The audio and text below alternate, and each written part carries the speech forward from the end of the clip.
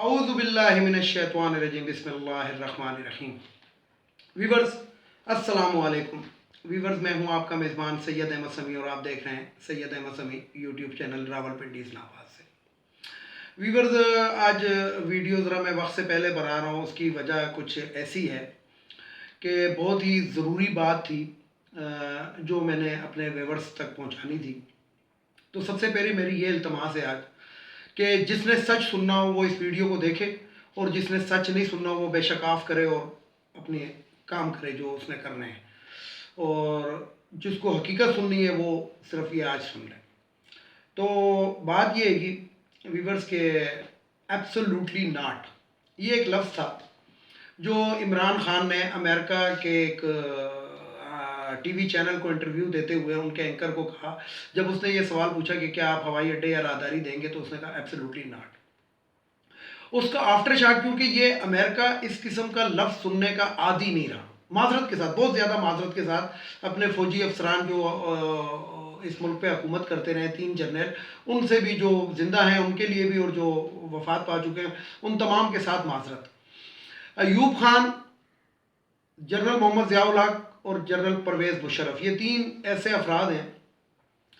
کہ جنہوں نے امریکہ پاکستان کو، امریکہ کی ایک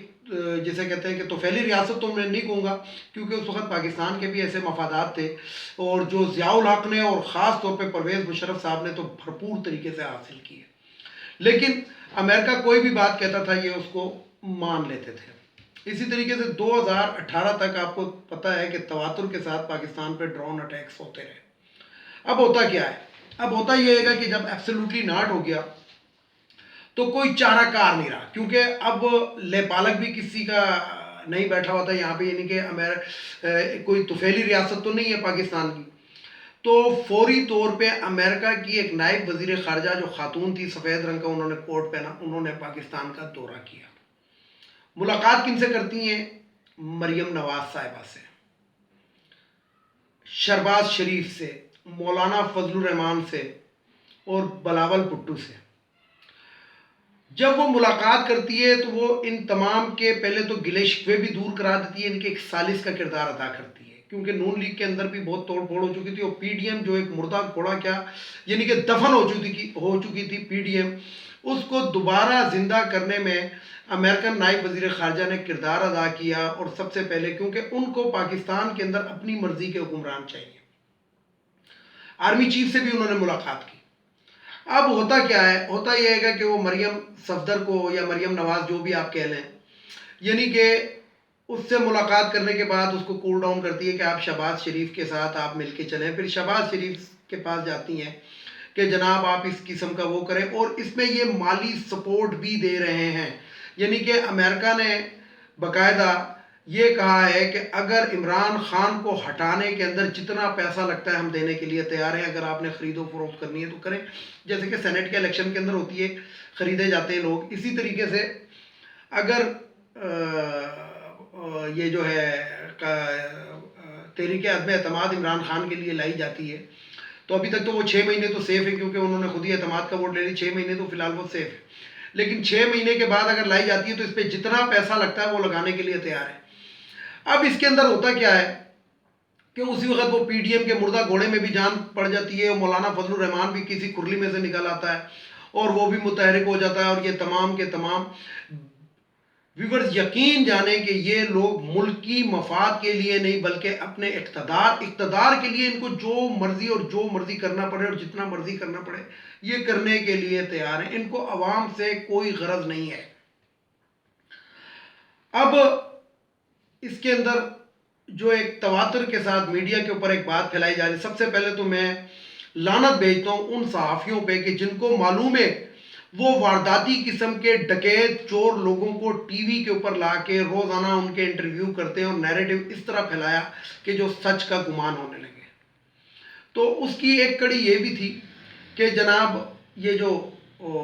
امریکن نائب وزیر خارجہ صاحبہ آتی ہیں، اور آنے کے بعد وہ تمام یہ کام اس طرح کے کرتی ہیں، فوری طور پہ ان لوگوں سے ملاقاتیں کرتی ہیں جن کو پاکستانی عوام مسترد کر چکے ہیں، یعنی کہ مریم صفدر صاحبہ ڈکلیئرڈ مجرمہ ہے،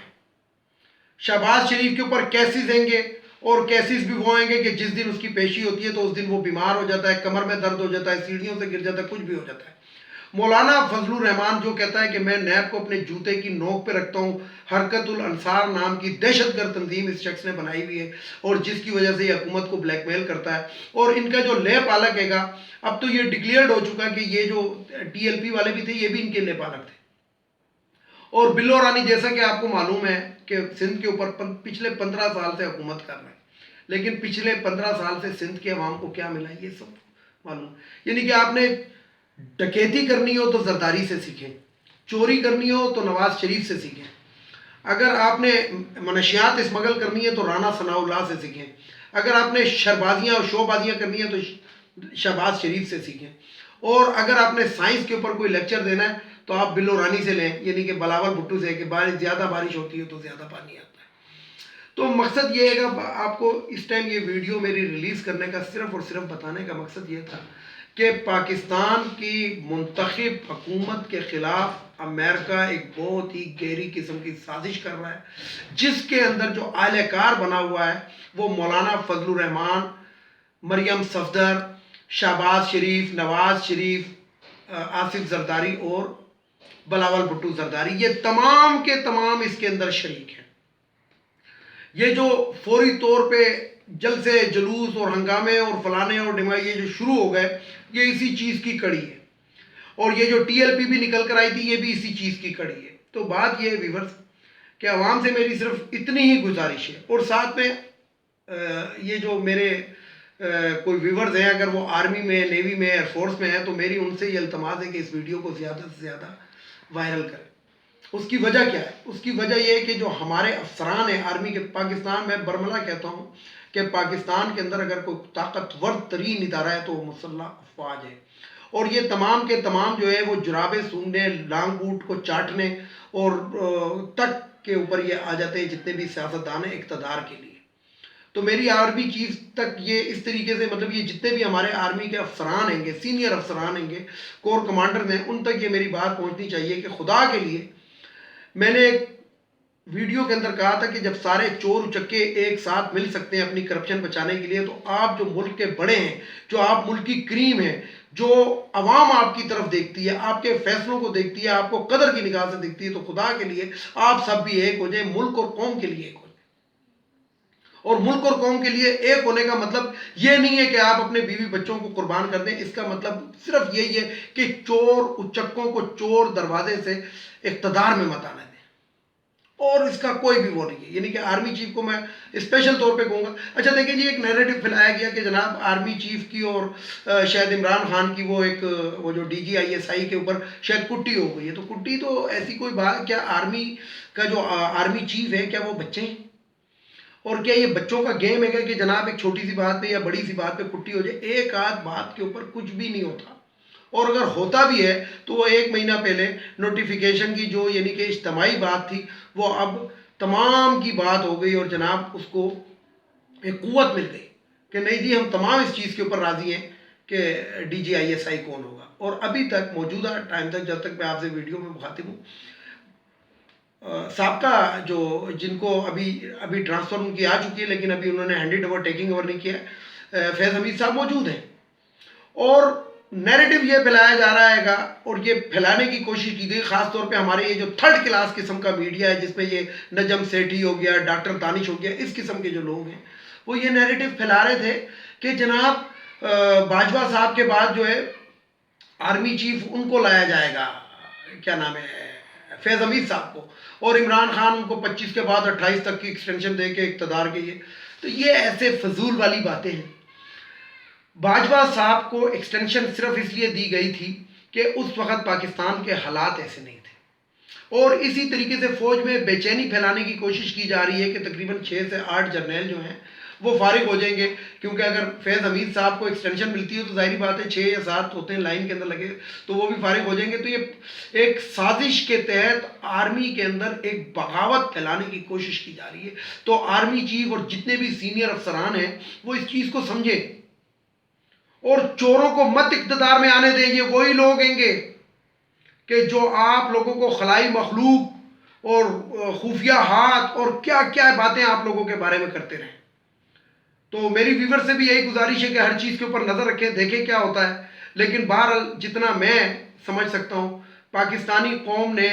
اگر غلامی کی زندگی قبول کرنی ہے تو اب ان لوگوں کو ووٹ آپ دیں، اور اگر غلامی کی زندگی نہیں قبول کرنی، عزت کی موت مرنی ہے، تو میں آپ کو یہی کہوں گا کہ جو بہترین ہے آپ کے اقتدار کے لیے، جو اس ملک اور قوم کے لیے کام کر رہا ہے، جو باہر جس کے فلیٹس نہیں ہے، جس کے باہر اکاؤنٹ نہیں ہے، جس کی شوگر ملیں نہیں ہے، جس کے فلور مل نہیں ہے، آپ ان کو منتخب کریں. ویڈیو کو لائک کریں، شیئر کریں، سبسکرائب کریں، بیل آئیکن کے بٹن کو ضرور دبائیں تاکہ میری نیکسٹ ویڈیو آپ کو مل سکے. اس کے ساتھ ہی اجازت چاہوں گا. اجازت چاہنے سے پہلے میرے جو روایتی جملے ہیں کہ افغانیوں کو ہمارے ملک سے چلا جانا چاہیے. ایک یہ جو خواتین کی مخصوص نشستیں قومی اسمبلی، صوبائی اسمبلی، سینٹ، یہ ختم ہونی چاہیے. یہاں پہ ایک چھوٹی سی بات اور بتا دوں کہ آج کی رپورٹ ہے گی، میں نے آج یہ کافی دن سے میں اس چیز پہ پڑھا ہوا تھا، تقریباً 1.5 لاکھ لیٹر پیٹرول جو ہے یہ قومی اسمبلی کے ممبران کو پر ڈے ان کا خرچہ 1.5 لاکھ لیٹر. اب اس کے اندر 40% خواتین ہیں جو غیر منتخب منظور نظر ہیں. اگر یہ 40% خواتین نکال دی جائیں تو یہ جو 1.5 لاکھ 1,25,000 سے یہ جو خرچہ ہے یہ 80,000 پر آ جائے گا. یعنی کہ تقریباً 45,000 لیٹر کی پر ڈے بچت ہو سکتی ہے جو عوام کے کام آ سکتا ہے. اس لیے میں کہتا ہوں کہ خواتین کی مخصوص نشستیں نہیں ہونی چاہیے. تیسرا، وہ جو بھگوڑا وارداتی اور چور قسم کا شخص جو لندن میں بیٹھا ہے، جو 50 روپے کے اسٹامپ پیپر بھی گیا تھا، اس کو واپس آنا چاہیے. اور سب سے آخر میں عدلیہ، ہماری عدلیہ، ہم عوام عدلیہ سے یہ سوال کرتے ہیں کہ آپ نے ایک مجرم کو 50 روپے کے اسٹامپ پیپر پہ کیوں چھوڑا؟ اس کو واپس لے کر آئیں اور اس کے گارنٹر سے پوچھیں کہ یہ 28 دن کے لیے گیا تھا، اب تک یہ کیوں نہیں آیا. نہیں تو اس کے گارنٹر اور پھر اس کی بیٹی کو بھی بلا کے پوچھیں کہ تم نے تیمارداری کے لیے جو لی تھی، ضمانت لی تھی، وہ کتنی تم نے تیمارداری کی. اور اپنے ججز کی کرپشن کو دیکھیں، یہ وہی کرپٹ جج ہیں کہ جو ان لوگوں کو ضمانتیں دیتے ہیں، ان لوگوں کو 50 روپے کے اسٹامپ پیپر پہ باہر بھیجتے ہیں. ان کی بیویوں کا سنی دیکھیں، ان کے کرائم کو دیکھیں، ان کی جسے کہتے ہیں کہ رشوت لینے کو دیکھیں. اس کے ساتھ ہی اجازت چاہوں گا تمام دیکھنے والے سننے والوں کو. اللہ حافظ. اور آخر میں وہی نعرہ، پاکستان زندہ باد.